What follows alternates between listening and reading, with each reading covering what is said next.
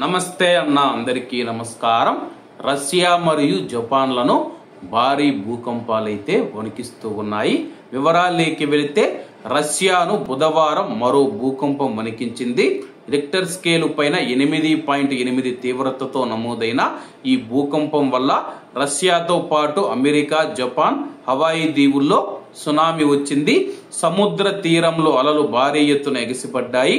భూకంపం, సునామీ సమయాలలో జనం భయంతో పరుగులు తీశారు. ప్రాణ, ఆస్తి నష్టం పైన పూర్తి వివరాలు ఇంకా అందలేదు. అయితే రష్యా, జపాన్లలో కొంతమంది గాయపడినట్లు అధికారులు తెలిపారు. తీవ్రమైన గాయాలు కాదని వివరించారు.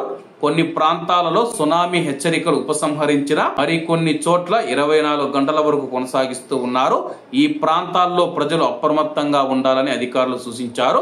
సునామీతో పలు దేశాల్లోని తీర ప్రాంతాలలో ఉండే లక్షల మంది ప్రజలను సురక్షిత ప్రాంతాలకు తరలి వెళ్లారు.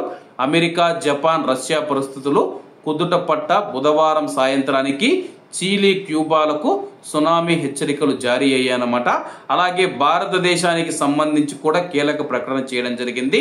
అమెరికాలోని కొన్ని ప్రాంతాలకు సునామీ హెచ్చరికల నేపథ్యంలో అక్కడి భారత రాయబార కార్యాలయం అప్రమత్తమైంది.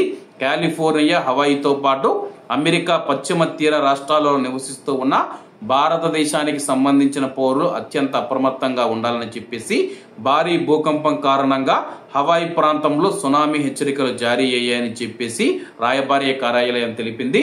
అలాగే ఈ సునామీ భూకంపం వల్ల భారతదేశానికి ఎటువంటి ఇబ్బంది లేదని చెప్పేసి, ఆ భూకంప సునామీ ప్రభావం భారతదేశం పైన పడదని చెప్పేసి శాస్త్రవేత్తలు తెలుపుతూ ఉన్నారు. కాబట్టి అందరూ బాగుండాలి, ఎందులో మనం ఉండాలి. అందరికీ నమస్తే అన్న, జై హింద్.